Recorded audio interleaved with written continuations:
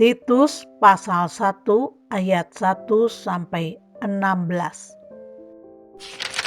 Salam dari Paulus, hamba Allah dan Rasul Yesus Kristus, untuk memelihara iman orang-orang pilihan Allah dan pengetahuan akan kebenaran seperti yang nampak dalam ibadah kita, dan berdasarkan pengharapan akan hidup yang kekal yang sebelum permulaan zaman sudah dijanjikan oleh Allah yang tidak berdusta, dan yang pada waktu yang dikehendakinya telah menyatakan firman-Nya dalam pemberitaan Injil yang telah dipercayakan kepadaku sesuai dengan perintah Allah Juru Selamat kita.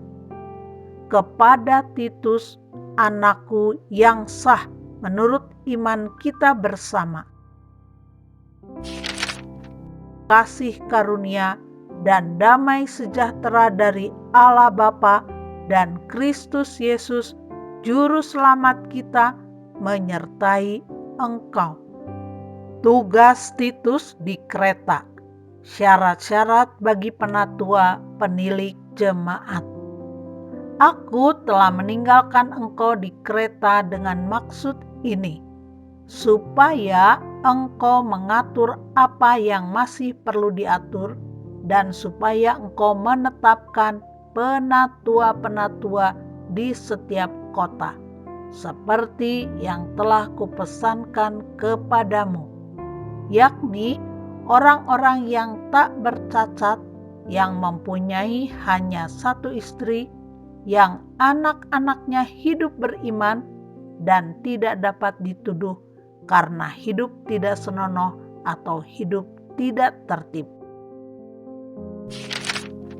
Sebab sebagai pengatur rumah Allah, seorang penilik jemaat harus tidak bercacat, tidak angkuh, bukan pemberang, bukan peminum, bukan pemarah, tidak serakah, melainkan suka memberi tumpangan, suka akan yang baik, bijaksana, adil, saleh, dapat menguasai diri, dan berpegang kepada perkataan yang benar, yang sesuai dengan ajaran yang sehat, supaya ia sanggup menasihati orang berdasarkan ajaran itu dan sanggup meyakinkan penentang-penentangnya. Karena sudah banyak orang hidup tidak tertib, terutama di antara mereka yang berpegang pada hukum sunat. Dengan omongan yang sia-sia mereka menyesatkan pikiran.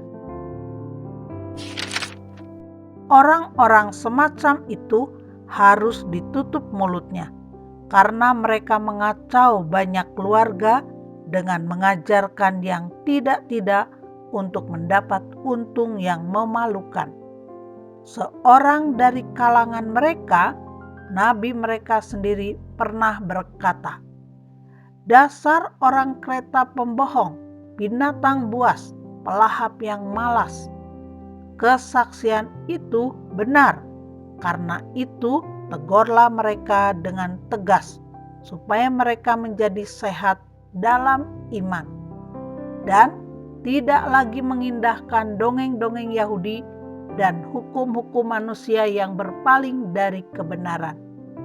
Bagi orang suci, semuanya suci, tetapi bagi orang najis dan bagi orang tidak beriman, suatu pun tidak ada yang suci. Karena baik akal maupun suara hati mereka najis. Mereka mengaku mengenal Allah, tetapi dengan perbuatan mereka, mereka menyangkal Dia. Mereka keji dan durhaka dan tidak sanggup berbuat sesuatu yang baik.